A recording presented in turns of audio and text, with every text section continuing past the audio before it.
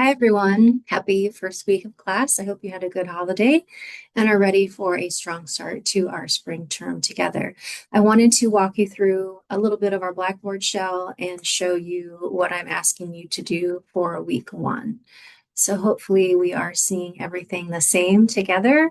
So if you have not been in our Blackboard shell yet, which you probably have since you're watching this video, you're going to notice a few things. At the top of the content tab, and the content tab is where you're going to spend most of your time, is class information and resources. This is just a rundown of things like our syllabus, our schedule, some of the policies, how you can find assistance, and how you can contact me.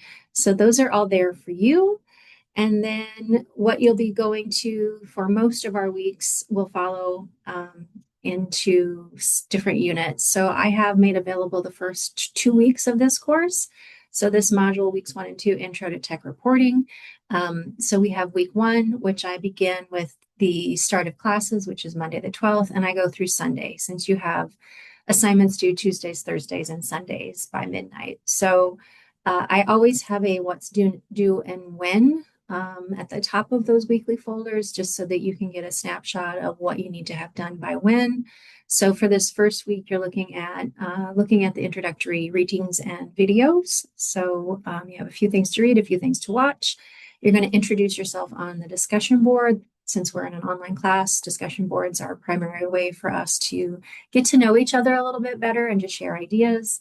You're going to submit a diagnostic writing practice. That just means that you're giving me a sample of your writing in response to a prompt so that I can kind of see where you're at, any fears or concerns anyone might have in the classroom, and I can address those directly. And then learning a bit about audience analysis. Audience analysis is something we do at the beginning of any communication, especially writing practice. We think about who will be reading our work, what they know, how old they are, what they're interested in, what their skill level is, what their previous experience is, and what they want out of our piece of writing. So your first major writing assignment is to write a set of instructions. And for that, you need to pick a topic that you know how to do well, and that preferably you know how to do well without having to do any, if just a little bit of research. So one that I always default to is I know how to pack really well because I have moved about 30 times in my life. So I could talk about house packing, but I could also talk about suitcase packing because I have also travel in my off term, and I only ever bring a carry-on. So talking about how to do that lightly based on my own experience. So start thinking about things that you could write about that you are skilled at, that maybe people have come to you and said, you're really good at this thing. Do you think you could help me with it? And think about how you would put that process together. This is a really typical form of technical writing or technical reporting. It is the first writing test I had for a job interview, was to write a set of procedures as if someone had never driven a car, but had been in a car. So it kind of gave me an idea of who my audience was and how I would go forward with telling them how to start that car. By Thursday, you have a few more readings and videos to go through. The project one that I was referring to is your set of instructions, and then I'm going to ask that you do some brainstorming on what that'll look like and submit that brainstorming. I do have on there that you are okayed to use AI to help you get started with ideas for brainstorming, but what you submit to me should be your own thoughts on the topic that you want to write about, the why you're going to write about it, and then a rough outline of what that'll look like. So you may use AI in the initial stages to get your ideas going, but once you have the topic that you want to go with, everything after that should be coming from your own brain. And then you will be responding to at least 2 of your classmates' introductory posts from the discussion board. And then by Sunday, I'm asking you to submit a growth journal and to continue working on your project draft. So by project drafts, I just mean the set of instructions. You'll have a couple different growth journals for this class, and growth journals are just a way for me to check through and align, and for you to check through and align with the course competencies to make sure that you are indeed getting all the competencies of the course. We are a technical college, and so we are a competency-based class, meaning that you have to demonstrate that you have the ability to perform a competency for you to pass the class. And so as you reflect on the things that we go through each week, they directly address some of those competencies. And these are your own thoughts, your own feelings, your own assessments. There's not really a right or wrong way to do it unless you don't do it.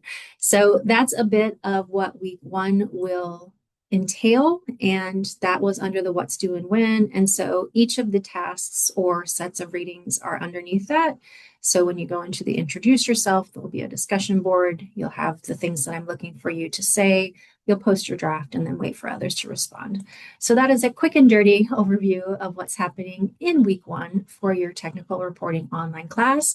Again, this is a 7-week online only class. It is not self-paced, which means that we are working on things together at the same time.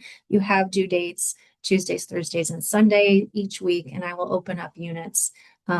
So I will have these first 2 weeks open, and I will open up weeks 3 and 4 as we get closer to the end of week 2.